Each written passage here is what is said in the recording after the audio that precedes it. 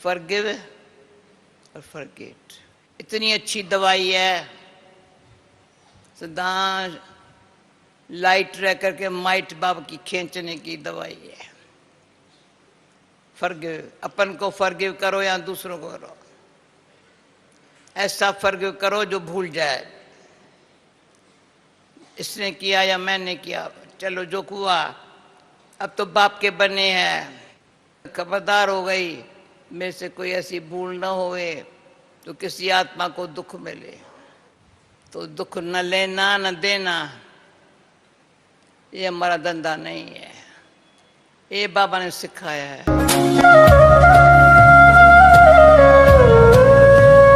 आपको श्री गोपाल नारसन का नमस्कार। डिवाइन मिरर हिंदी चैनल में आपका बहुत बहुत स्वागत है। आइए जान लेते हैं आज की कुछ खास चर्चित खबरें। ब्रह्मा कुमारी चीफ रही दादी जानकी का अभी आप प्रेरक वीडियो देख रहे थे, जिसमें उन्होंने फॉरगेट यानी भूल जाने को तनाव मुक्ति की सबसे बड़ी दवाई बताया। यानी अगर हम अपनी या फिर दूसरे की कही गलत बातों को भूल जाएं तो जीवन सहज हो जाता है। हरिद्वार आए भाजपा के राष्ट्रीय अध्यक्ष जेपी नड्डा ने आगामी लोकसभा चुनाव के मद्देनजर साफ कहा कि सांसदों की परफॉर्मेंस से ही उनके टिकट का भविष्य तय होगा।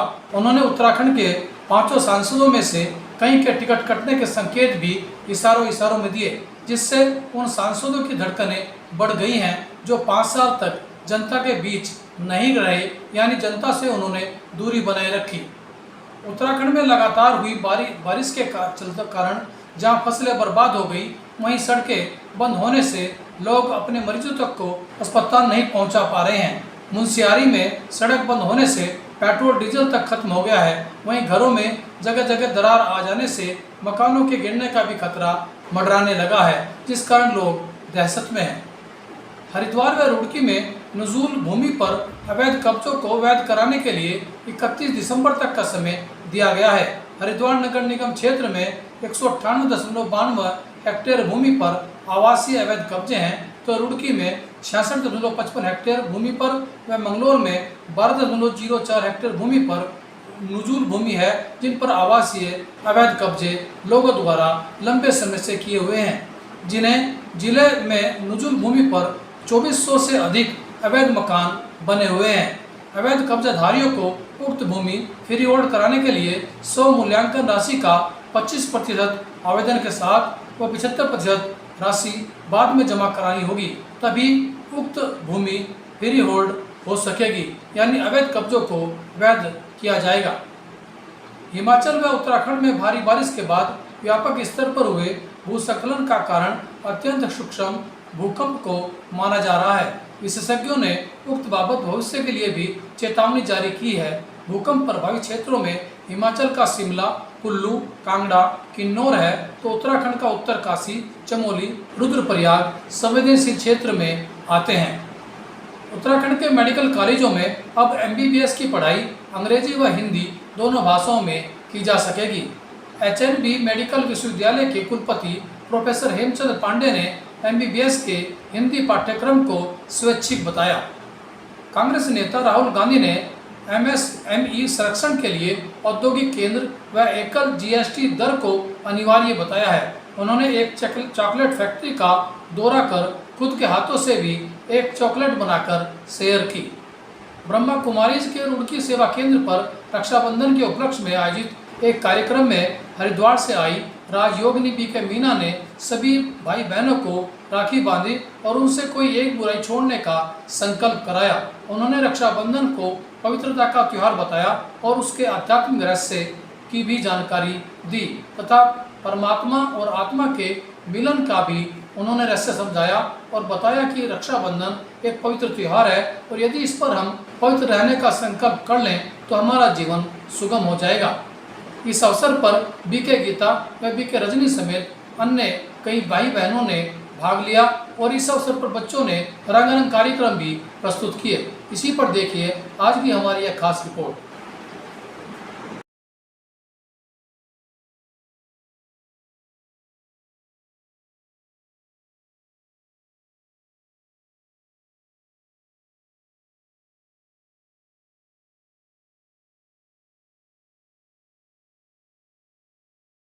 या नहीं करें ना। तो उससे पहले छोटा सा बाबा का मधुबन घर से संदेश आया है हम सब के लिए रक्षाबंधन के इस पावन पर्व पर। सभी को पता है ना कि बाबा हमारे से कोई ना कोई प्रतिज्ञा अवश्य करवाते हैं। ठीक है, तो हम सुनते हैं। रक्षाबंधन के पावन पर्व की हार्दिक शुभ बधाइयाँ। परम प्यारे अव्यक्त मूर्त माता पिता बाप दादा के अति लाडले पवित्रता के बल से स्वर्णिम युग की स्थापना के निमित्त बने हुए देश विदेश की सभी अथक सेवाधारी टीचर्स बहनें तथा सभी होली हंस ब्राह्मण कुलभूषण भाई बहनें ईश्वरीय स्नेह संपन्न मधुर याद प्यार के साथ रक्षाबंधन के पावन पर्व की हार्दिक शुभ बधाइयाँ स्वीकार करना जी। बात समाचार। वर्तमान समय प्यारा बाबा अव्यक्त वतन से सूक्ष्म रूप में सभी बच्चों की कितनी ऊंची पालना कर रहे हैं। सवेरे सवेरे अमृत वेले सभी को अनेक वरदानों से भरपूर कर देते हैं। फिर सारा दिन बच्चों के साथ कंबाइंड रूप में रहे अनेक सेवाएं कराते रहते हैं। बाप दादा के सूक्ष्म इशारों को समझ अब हमें सर्वशक्तिमान बाप को सदा साथ रख साक्षी बन की। दूसरा, मन वचन कर्म से संपूर्ण पवित्र बनने का दृढ़ संकल्प लो। क्या? मन वचन कर्म से संपूर्ण पवित्र बनने का दृढ़ संकल्प लो। तीसरा, मनसा से भी किसी आत्मा को दुख न पहुंचे, विशेष इस बात पर अटेंशन देकर सबकी दुआएं लेते हो। कौन सा? दोबारा रिवाइज करें। मनसा से भी किसी आत्मा को दुख न पहुंचे, इस बात पर विशेष अटेंशन देकर सबकी दुआएं लेते रहो। चौथा, विशेष अंतर्मुखता की गुफा में बैठ अशरीरी बनने का अभ्यास करो। कौन सा? विशेष अंतर्मुखता की गुफा में बैठ अशरीरी बनने का अभ्यास करो। बोलो, इन्हीं शुभ संकल्पों का व्रत लेते हुए रक्षाबंधन का पावन पर्व स्व परिवर्तन और विश्व परिवर्तन के उमंग उत्साह से मनाएंगे ना। यह भी जिनको दिखाई नहीं दे रही है, नीचे बैठे होंगे, बाबा रूम में बैठे हैं, चप्पलों के पास बैठे हैं, वो सब भी जब राखी बंधवाएंगे ना तब देखना मन में हो रहा होगा, पता नहीं बाबा ने कौन सी राखी भेजी। दीदी कह रहे सब नीचे हनुमान जी बैठे हैं। कितना बड़ा टाइटल मिल गया आपको। मीठी बाप फिर आगे स्नेह की राखी आ रही है, आपको ग्लास में दिखाई दिलाते हुए वो मीठा करना। हर एक ऐसे समझना, क्या समझना? बाप दादा की स्नेह की ये पावन राखी हमें पर्सनल आई है। इसी शुभ भावना से हर एक राखी बंधवाए तथा दृढ़ता भरा संकल्प भी अवश्य करे। देखो हमारी मीठी सभी दादियां अव्यक्त रूप में सबको कितनी सूक्ष्म स्नेह भरी सकाश दे रही है। मधुबन का बेहद परिवार भी आप सबको राखी के पावन पर्व की बहुत बहुत बधाइयाँ दे रहा है। अच्छा, सर्व को याद प्यार ईश्वरीय सेवा में बीके। कौन सी दादी?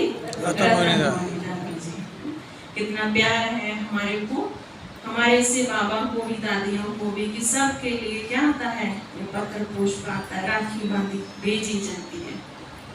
ठीक है। बाबा ने कहा मुझे कुछ नहीं चाहिए। हम बहनें जब राखी बांधने जाती हैं तो हम कहते हैं हमें कुछ नहीं चाहिए। क्या चाहिए?